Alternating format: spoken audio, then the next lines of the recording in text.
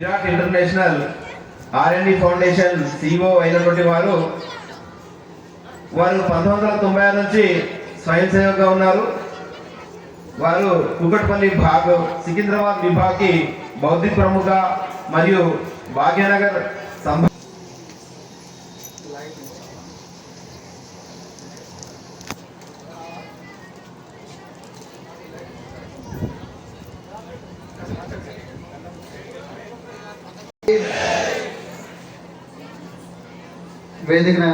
వేదిక పైన ఉన్న పూజ్య స్వామీజీ,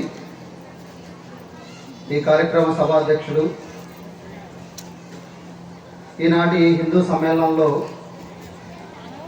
ఎంతో ఉత్సాహంగా ఆనందంగా మేమందరం హిందువులు అని చెప్పి వచ్చినటువంటి హిందూ బంధువులందరికీ కూడా సాధారణంగా నమస్కారం చేస్తూ, ప్రపంచంలో అత్యంత శుభదినం ఈరోజు అని నాకు అనిపిస్తుంది. ఎందుకంటే ఈ దేశంలో కానీ మనందరం రకరకాల ఐడెంటిటీస్ అంటే గుర్తింపులతో కలుస్తూ ఉంటాం. కానీ ఈరోజు మనందరం కూడా ఉన్నటువంటి ఏకైక ఐడెంటిటీ, ఏకైక గుర్తింపు ఏంటంటే హిందువు. మేమందరం కూడా హిందువులము. మా అందరికీ కూడా హిందుత్వమే ప్రధానము.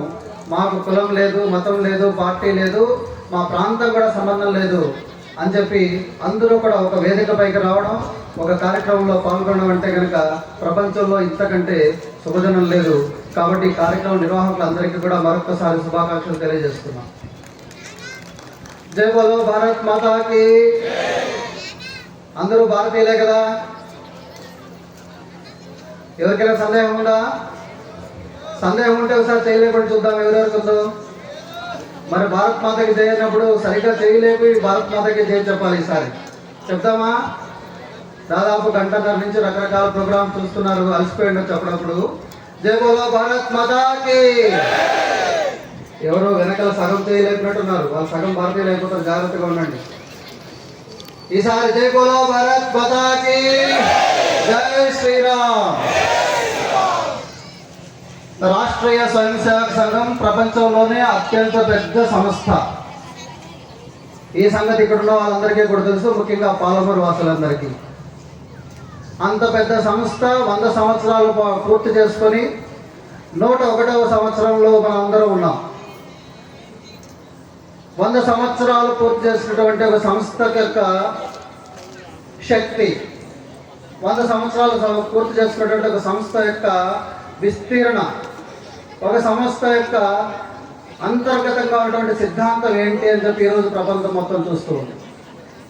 అటువంటి సంస్థ పిలుపునిచ్చిన తర్వాత ప్రతి బస్తీలో కూడా ఈరోజు దేశంలో ఇంతింతాయి వటుడింత అయినట్టు ప్రపంచం మొత్తం కూడా వ్యాపించింది. దేశంలో దాదాపు 89,000కు పైగా శాఖలు జరుగుతున్నాయి. 40కు పైగా యాక్టివ్గా పనిచేసేటువంటి సంస్థలు ఉన్నాయి. వారానికి నెలకు ఒకసారి కలిసేటువంటి సాప్తాహిక మండలి కావచ్చు, లేదా సంఘ మండలి కావచ్చు.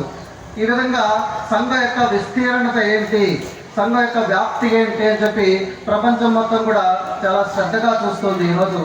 అటువంటి మహోన్నతమైనటువంటి సంఘ పిలుపునిచ్చిన తర్వాత హిందూ బంధువులందరూ కూడా ఒక బస్తీలో చేరి మేమందరం కూడా హిందూ ఐడెంటిటీని గుర్తిస్తున్నాము, మేము హిందూగా ఉన్నాము అని చెప్పి మరొకసారి గుర్తు చేసుకుంటూ చేస్తున్నటువంటి హిందూ సమ్మేళనం యొక్క చాలా ప్రత్యేకమైన కార్యక్రమం అని చెప్పి మనందరం కూడా గమనించాలి. ఎందుకు ప్రత్యేకంగా హిందూ సమ్మేళనం నిర్వహణ చేస్తున్నాము? రాష్ట్రీయ స్వయం సేవక సంఘ యొక్క గొప్పతనాన్ని తెలియజేయడానిక, లేదా హిందుత్వాన్ని గొప్పతనాన్ని తెలియజేయడానిక, లేదా మనందరం భారతీయులు గుర్తు చేయడానిక అని చెప్పి ప్రత్యేకంగా ఎవరికి ఏం చెప్పే అవసరం లేదు. ఇవన్నీ కూడా వాస్తవాలే. దేశంలో రాష్ట్రీయ స్వయం సేవక సంఘానికి సంబంధించి ఎంతమంది కార్యకర్తలు ఉన్నారంటే కనుక కొన్ని లక్షల మంది. ఏ విధంగా కార్యకర్తలు ఉంటారు అంటే ఉదయాన లేదా మధ్యాహ్నం సాయంత్రం రకరకాల శాఖల్లో వీళ్ళందరూ నమస్తే సదావత్సలే మాతృభూమి అని చెప్పి ఎప్పుడైతే ఈ మాతృభూమికి నమస్కారం చేస్తున్నానని చెప్పి ఒక వ్యక్తి శాఖకు వచ్చిన వెంటనే ఆ వ్యక్తిలో ఒక ప్రత్యేకమైన ఐడెంటిటీ, గుర్తింపు మొదలవుతుంది. ఏంటయ్యా ఐడెంటిటీ అంటే కనుక నేను ఈ తల్లికి పుట్టినటువంటి ఒక పుత్రుడిని, ఈమె నా తల్లి, ఈ తల్లికి నేను సేవ చేయాలి, ఈ తల్లికి నాకు ఉన్నటువంటి సంబంధాన్ని గుర్తు చేసినటువంటి ఏకైక సంస్థ శాఖ. ఈ శాఖ కార్యక్రమం ద్వారా పుట్టిన పెరిగినటువంటి వాళ్ళు ఈ దేశంలో ప్రపంచంలో చాలా విస్తృతంగా పనిచేస్తున్నారు. 100 సంవత్సరాల క్రితం ఈ శాఖను ప్రారంభం చేయడానికి ఒక కారణం కూడా మనందరం గుర్తించుకోవాలి. ఇంతకుముందు డాక్టర్ నయనా జశ్వాల్ మాట్లాడితే ఏమన్నారంటే ఈ దేశం చాలా గొప్పది అన్నారు.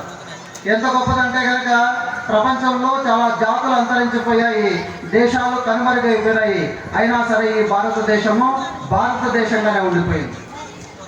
ఎంత భారతదేశం అంటే దాదాపు చరిత్రకు అంతం లేనటువంటి భారతదేశం.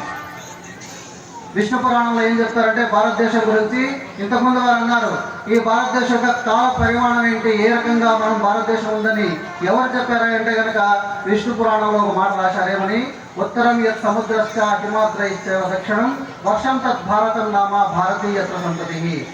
అంటే కనుక సముద్రానికి ఉత్తర భాగంలో హిమాలయ పర్వతాలకు దక్షిణ భాగంలో ఉన్నటువంటి ఈ భూభాగాన్ని మొత్తం కూడా ఏమంటామంటే భారతదేశం అని, ఆ భారతదేశంలో పుట్టిన వాళ్ళందరూ కూడా భారతీయులు అని చెప్పి విష్ణు పురాణం రాశారు. ఈ విష్ణు పురాణం ఎప్పుడు రాశారు తెలియదు ఎవరికి. ఎందుకంటే ప్రపంచంలో కొన్ని మతాలు పుట్టాయి 1400 సంవత్సరాల క్రితం, ఇంకో మతం పుట్టింది 2026 సంవత్సరాల క్రితం. వాళ్ళందరూ ఏమంటారంటే కనుక మీకు సంస్కారం లేదు, మీరందరూ కూడా పూజించేది రాయిని పూజిస్తారు, చెట్టును పూజిస్తారు, ఆవు అనే జంతువును పూజిస్తారు, మీరు హిందువులు అంటే కనుక మూఢనమ్మకాలు ఉన్న వాళ్ళు అంటారు. ఇదంతా వాస్తవమా? మనందరం మూఢనమ్మకాలు ఉన్న వాళ్ళమా? కాదు. ఎందుకంటే హిందువులు ఎవరంటే కనుక పాపుడు లేదా ఈ దేవుడిని నమ్మితేనే, ఒకనొక దేవుడిని నమ్మితేనే మీరందరూ కూడా స్వర్గానికి వెళ్తారు లేదా ఆ విధంగా చెప్పేటువంటి దేశాలు గొప్పవా? ఈ దేశంలో మట్టి దగ్గర నుంచి, చెట్టు దగ్గర నుంచి, రాయి దగ్గర నుంచి, రప్ప దగ్గర నుంచి కనిపించే ప్రతి జంతువు కూడా దైవత్వాన్ని చూసినటువంటి వాళ్ళు గొప్ప వాళ్ళ అని చెప్పి ప్రపంచం అంతా ఈరోజు చాలా ఆశ్చర్యంగా చూస్తూ ఉన్నది. ఎవరో ఒక మూర్ఖుడు వచ్చి నువ్వు హిందూ అయితే కనుక మూర్ఖుడు అయిపోతావని చెప్తే హిందుత్వం నమ్ముతుందా? కాబట్టి 2000 సంవత్సరాల ముందు నుంచి కూడా దేశంపైకి రకరకాలుగా దాడులు జరుగుతూ వచ్చాయి. అయినా సరే దేశంలో సభ్యత మారలేదు, సంస్కారం మారలేదు. ఎందుకు మారలేదంటే ఈ భారతదేశంలో ఒక నిగూఢంగా ఉన్నటువంటి ఒక శక్తి ఉన్నది. ఆ శక్తే దైవము, ఆ శక్తే ధర్మము. స్వామి వివేకానంద ఏమంటారంటే కనుక మీరందరూ కూడా ప్రపంచం మొత్తం నాకు 3.5 సంవత్సరాల పాటు తిరిగి వచ్చిన తర్వాత ఆయన కొలంబో అనేటువంటి ఒక ఓడరేవులో దిగుతాడు.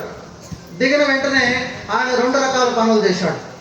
మొట్టమొదటిది ఏంటంటే ఈ భారతదేశంలో నేను 3.5-4 సంవత్సరాల పాటు బయట ఉండిపోయాను, నా తల్లికి నేను దూరంగా ఉండిపోయాను అని చెప్పి ఓడరేవులో దిగిన వెంటనే ఆ ఇసుకలో అలా పొరలాడతాడు.